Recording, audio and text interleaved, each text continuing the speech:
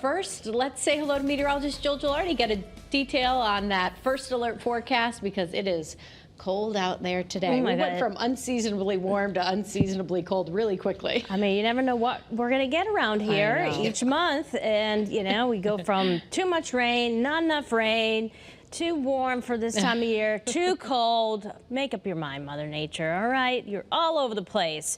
Well, that colder than normal stretch is going to continue for a while. We have now 2 first alert weather days. One is for Thursday morning. The commute could be a little slick because of a little bit of snow. And then we have the coldest air of the season coupled with a strong wind gust. It's going to feel bitterly cold by Friday. So again, 2 first alert weather days. Right now, though, you're stepping outside.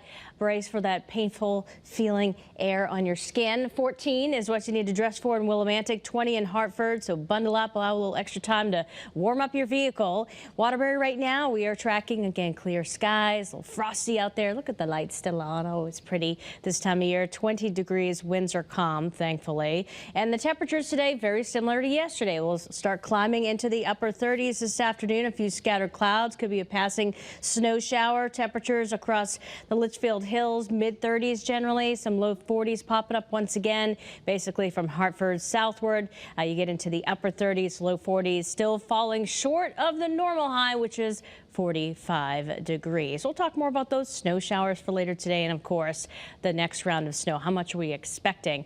I'll have more on that a little bit later. Roger?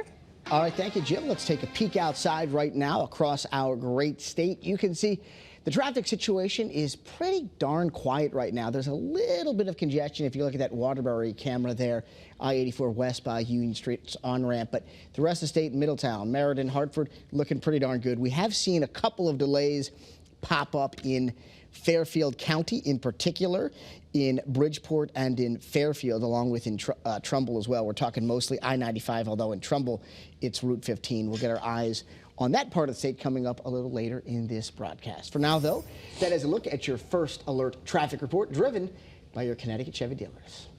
We're on top of some breaking news right now in Portland. That's where crews are battling a fire. This is all playing out on Indian Hill Avenue. That's where you'll find Channel 3 Eyewitness News reporter Marcy Jones.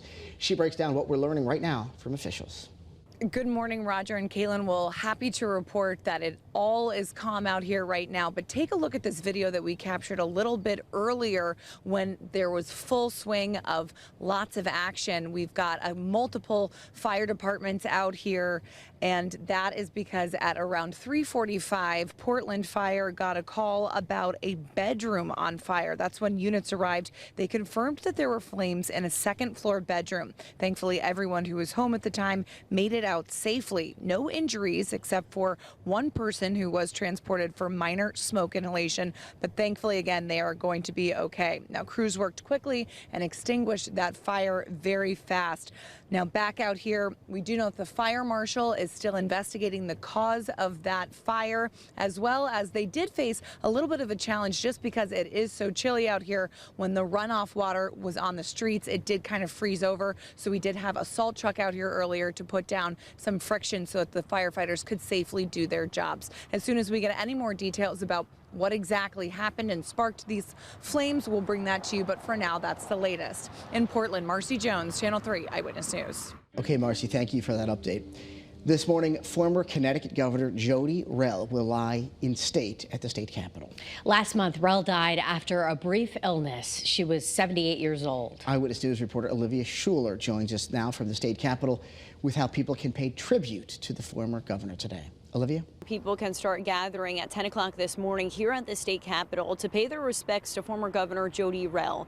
Then at 2:30, there will be a mass at the Cathedral of St. Joseph in Hartford. Rell is only one of 2 female Connecticut governors. She served from 2004 to 2011.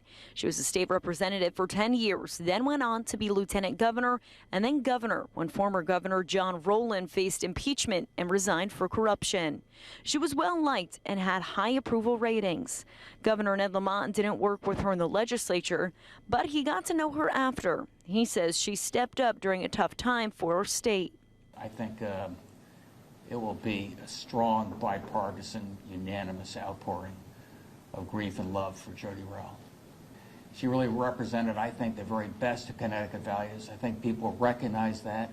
A heads up to those driving around the capital city today. Hartford police say Farmington Avenue will be closed between Broad and Sigourney Streets between 2 and 5 p.m. A private burial will be held at a cemetery in Middletown. Channel 3 will be streaming the services all day long, starting off at 10 o'clock. You can watch a live stream up on our website of everyone coming here to the Capitol. Then at 2:30, you can watch the Mass live on Channel 3. In Hartford, Olivia Schuler, Channel 3 Eyewitness News. Well, right now, police in New Haven are looking for 2 men who they say shot a victim in broad daylight. Pinpoint News Tracker shows you where it happened in a parking lot near George and Winthrop Streets. Police identified the victim as 25-year-old Christopher Santana and say they believe that this was a targeted attack. It's scary something like this happening in broad daylight. At the same time, it's really important to underscore that almost all the violence that we see in the city is individuals that know each other or are targeting each other. And it doesn't take away the fact that a person lost their life today. Now, police are asking anyone with information to give them a call. This morning, we're learning more about the Connecticut man who was killed by police after investigators say he fired more than 200 rounds inside a condo complex in Florida on Thanksgiving. Police eventually shot and killed 56-year-old Joseph DeFusco Jr. after investigators say he started shooting inside a facility in Ormond by the Sea, which is just outside of Daytona Beach, about 10 miles away. Now, thankfully, nobody else was injured, but police are still trying to figure out why he opened fire to begin with. Well, this morning, a Hartford man is facing charges after state police say he caused a wild wrong-way crash in New Haven on Sunday morning. Take a look at this dash cam video here. You can see troopers were trying to block the car, but the suspect swerves right around police, keeps going, and eventually crashes head-on with another car. State police arrested this man shortly after. They say he was driving under the influence and without a license. Well, tonight in Groton, you can make your voice heard on a plan that would create harsher penalties for people who take over neighborhood streets with motorbikes and other off-road vehicles. The town council will discuss this at a public meeting at 6:30 at the Groton Town Hall. Well, do these week's cold temperatures have you dreaming of warm sand and maybe some tropical beaches? Well, if that's the case, you're in luck today. Yeah, that's because it's Travel Tuesday, the best day of the entire year to book your next vacation. The travel experts with Expedia say the airlines, cruise ships, hotels may all be dropping their prices today. I'll give you an example. Hilton says they're offering up to 40% off their hotels in Las Vegas. Not bad. And Carnival Cruises, I guess they're trying to be one-uppers or five-uppers because they're offering 45% discounts for a 2-person trip. They know that the demand is there for it, and they don't want to miss out on that shopper who wants to book something extra. That same expert, by the way, says you can find the very best deals by bundling your flights and your hotels. Jill, we all love a bundle, don't we? Let's bundle up today. A bundle of joy. Yes. You guys have many little bundles of joys at home. I got 2. She's got 2 1/2, 2 2/3. Yeah. I don't know what the math 3. is. Yeah, almost 3. That's probably a better way to say it. And I've got 14 fur babies. There you go. Exactly Lots right. of bundles of fur. Yeah. This time of year, they're getting zaps and everything because of all this dry air. It's been so dry, I'm yeah. like, I'm sorry, honey. I need, do you want pets or not? You need, a lot of work.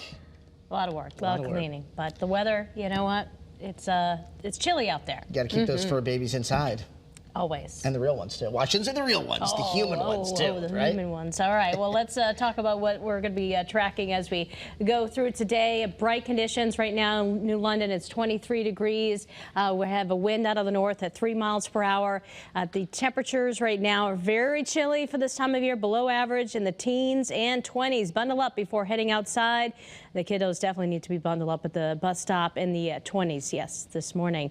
This afternoon, a little improvement, but still need that thicker coat. We're going to be tracking for Thursday, first alert weather day for the morning hours. We're going to have a little bit of a wintry weather that could create some slick spots and then turning windy. And then after that, we are also going to be tracking the coldest air of the season coupled with winds that are going to create a feel in the teens and single digits. We'll break down this in detail for you. Also talk about what areas could see a couple of inches of snow. I'll have more coming up in just a few minutes. Roger? All right. Thank you, Jill.